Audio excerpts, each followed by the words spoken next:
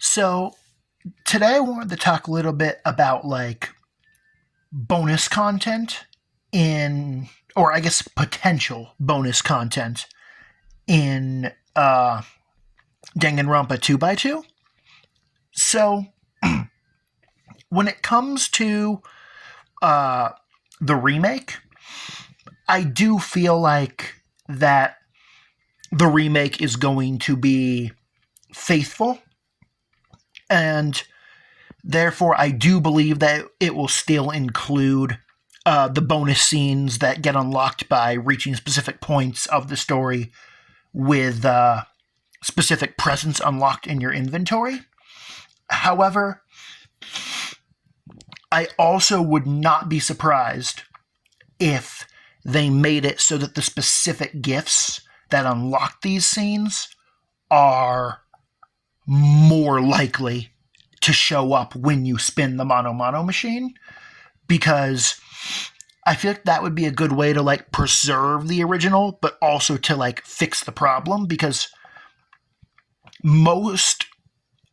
obviously there's no way to know what most people's true experience is, but I know that like I missed most of them on my first playthrough, and like every Let's Play I've ever seen, like on YouTube, people have missed them. So I think it's likely that they'll keep them in and make it so that they are technically still missable, but also a lot easier to get when it comes to the remake portion of it. However, what I'm not sure about is, like, will things like Magical Miracle Girl Usami and Danganronpa If, which, were included with the release of 2, well, Super 2 technically, like, will those be included? And I feel like that if I had to guess, I feel like that probably Danganronpa If won't be included, and then the Magical Miracle Girl Usami, I think, is in a category of like, I think that it probably will be included, but it's also far from guaranteed. Like, and like if you wanted me to put numbers on it, I would say like, I don't know, 55, maybe 60% chance that they include it. But it could absolutely get left out because, technically it's like, I don't think it was there when the game first came out. I think it was only there like in the when the game got re-released for the localization, right? Maybe that's not the case, because obviously like as an American, like obviously like I've only played the American release. But regardless. However, I think that the real question is, what are they going to do with present scenes in the new scenario? Because part of me feels like that all 3 of the mainline games that have, like a Killing Game and Class Trials have bonus scenes that unlock via presence, and therefore it kind of feels like that's just like a staple of the series, and therefore it would make sense for the new scenario in 2x2 to still have them, but for them to, probably be completely different scenes than they are in the original scenario. However, another part of me, though, feels like that even though in a lot of ways fan service is kind of like part of the Danganronpa identity, I feel like that Raincoat didn't have any fan service. And in 100 line, they basically were like, okay, we're going to put all the fan service in the Cult of Takumi route, which is just 2 of the 100 endings. And, well, and obviously there's only one female character that's dead in that route. So then they gave her fan service in the Killing Game route.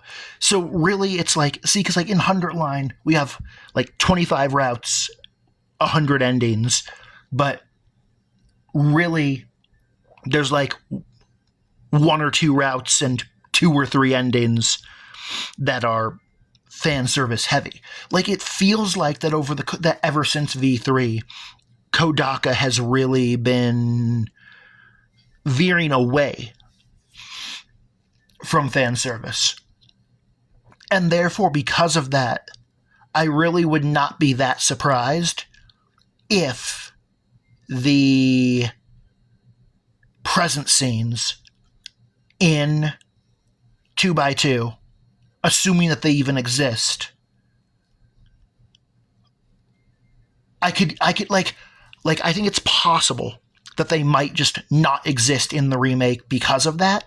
But I also feel like that if they do exist in the remake, they might be less fan servicey. And of course, like in Danganronpa 2, the first one that on the beach, which is what we're watching right now, doesn't really have any fan service, but like the other 5 do. Because and then obviously like every single one of them in V3 does, and then in DR1 we just have that one scene, and it's I'm waffling, I'm rambling.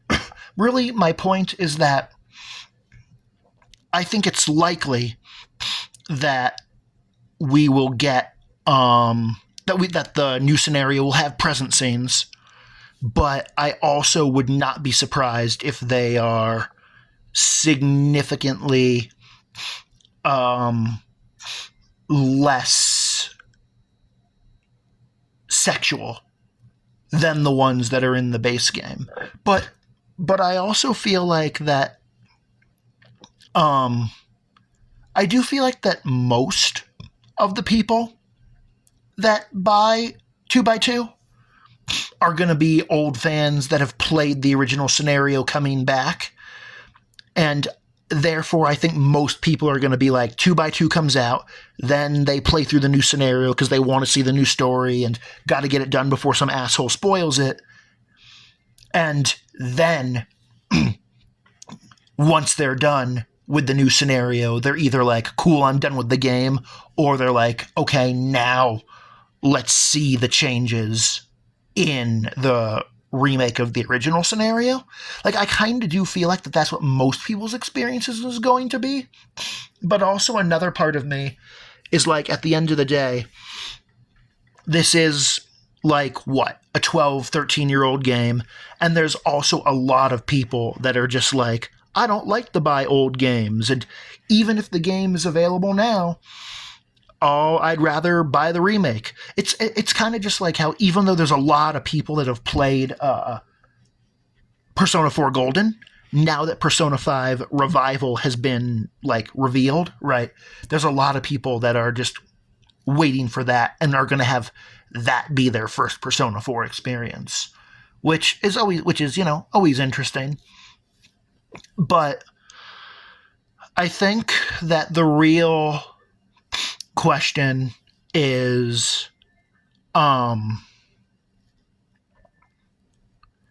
just like, what, and honestly, you know what, it's also true that they're also kind of like front loaded, because in both 2 and V3, they all happen, like, it makes sense because, like, obviously, like, the structure of the game is like, people, the first half of the game, people kill and die, and then the second half of the game, the survivors do their best to come together, but there's usually then like some bullshit. So it does make sense that, like, basically all the bonus scenes are in like chapter 2 or 3. But I also feel like that depending on whether or not, because sometimes Kodaka wants despair to win, and but not always, because I feel like that if the new scenario has a despair wins vibe, then it makes sense to like have all the fan service in the first half and then be like in the second half, like, yep, 2/3 of the roster's dead, fan service is done, and now we're locked into trying to get off the island. But I also feel like that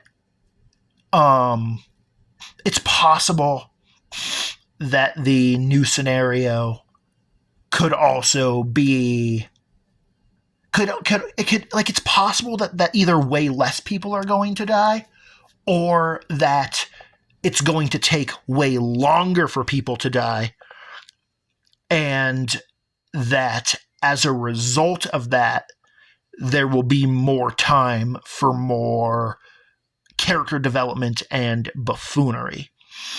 But I don't know. I feel like that really this is just kind of like, because if it's probably obvious by now, but what this really is the truth is I don't know, and I have conflicting, contradictory opinions. I just kind of wanted to get them out there because I feel like that there's definitely reasons for it and definitely reasons not for it. Because another part of me though feels like that maybe in the remake of the original scenario, Kodaka will just be like, fuck it, I don't want people to miss shit. Everything that was a bonus scene in the original DR2 is just going to be an unmissable story scene that you get no matter what in the remake. And then obviously if that's the case, then that would mean that like there then wouldn't really be a need to have unlockable bonus scenes in the new scenario, because the unlockable bonus scenes from the original scenario were just incorporated into the story, right? I mean, that also could happen. That could happen. I don't know. I think it's interesting. And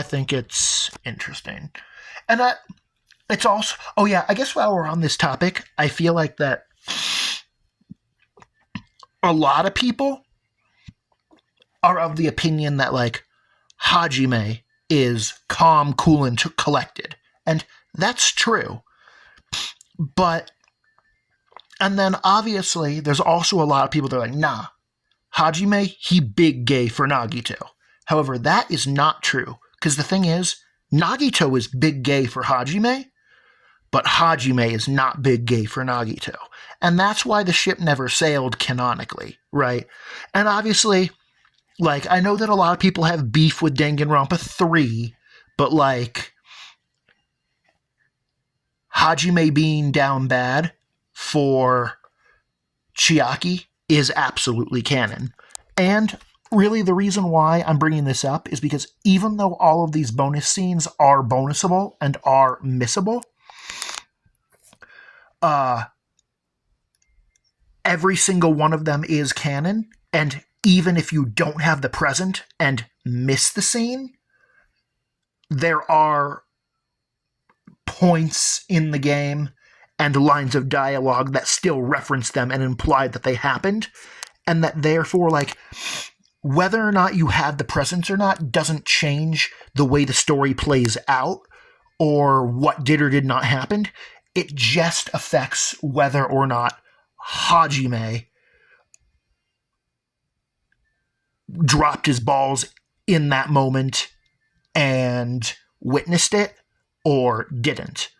Like, exactly. Because like whether or not Hajime watches like the sexy massage with Nekomaru and Akane doesn't change whether or not it's happening, right? And I don't know. I think it's really interesting. Also, in addition to that, I also feel like that because of the fact that the new scenario is the new scenario, like, really they could do anything. Because I feel like that all of the characters still need to, like, have their personalities intact and be the same characters, but that's kind of the only rule. And as long as they do that, they could do anything else. And, like, the new scenario really does have the potential to just be, like, essentially, it's Danganronpa 4, it's a brand new Danganronpa game, but it's, using the cast of two. And that honestly makes it pretty hard to predict, especially considering that we, at least at this point, we know so little about, well, basically everything. Because at this point, it's like, we have what? We've got a minute and a half of trailer footage, 6.5 minutes of demo footage, so that's 8 minutes of footage, and then there's also some developer interviews, but all of these are deliberately vague, and most of the time they just say that they can't talk about shit. Like, we'll see. Yeah. Anyway, I think you get the idea, and I've been rambling for a hot minute.